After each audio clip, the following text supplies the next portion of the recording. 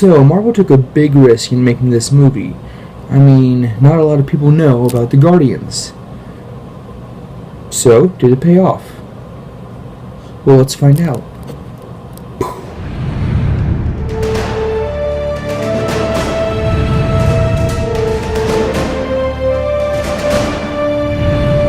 Alright guys, so I'm not even gonna joke around. I'm just gonna go straight in and tell you what I loved about this movie.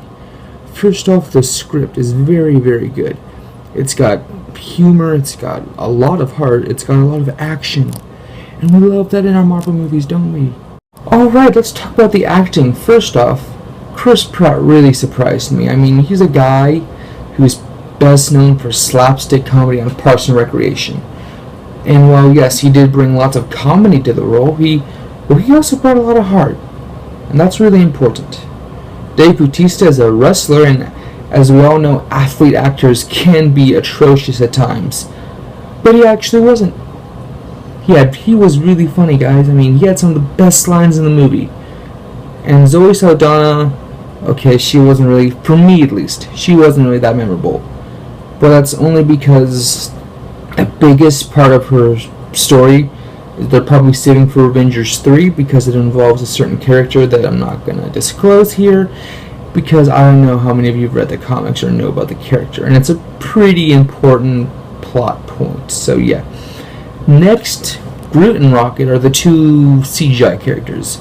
Groot being voiced by Vin Diesel and Rocket Raccoon being voiced by Bradley Cooper. They both are awesome. Rocket Raccoon being the best character in the movie. First off, Vin Diesel playing Groot was actually kind of a risk because, one, Groot can only say 3 words, and Vin Diesel really isn't that great of an actor. I mean, the Fast and Furious movies, come on guys, get it together. But he actually is really good. I mean, he manages to carry so much heart and emotion in just 3 words. And Rocket Raccoon, oh my gosh, that character is damaged. And Bradley Cooper, one, being an Oscar-nominated actor, he just brought it so well. Like, can we please give Oscars to motion capture? Thank you. Alright, let's talk about some villains, which is what people are calling the weakest part of this movie. And me personally, I don't really see it. I mean, Ronan the Accuser, played by Lee Pace, was intimidating when he had to be. He was threatening. He was just about to wreck an entire planet.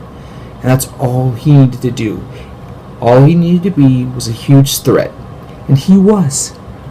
However, he was overshadowed. The whole movie was overshadowed by one character who was only on screen for about 5 minutes.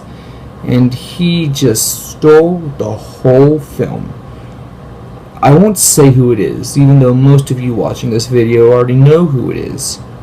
But for those of you who don't know who it is, I'm not going to spoil it because it's an awesome scene. And it really sets up Avengers 3. Well, those are my thoughts on the movie.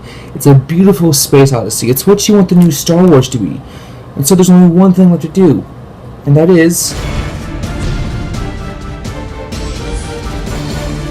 And for those of you wondering how this movie stacks up with the other MCU movies, it's not quite as good as Captain America 2, but that's going to be a really hard movie to beat. It's probably right there with even ground with Avengers in my number 2 spot. So, I hope you enjoyed this video. Please like and subscribe, and look forward to my video next week on Teenage Mutant Ninja Turtles. We're going to see if Michael Bay can destroy yet another childhood franchise. Thanks for watching.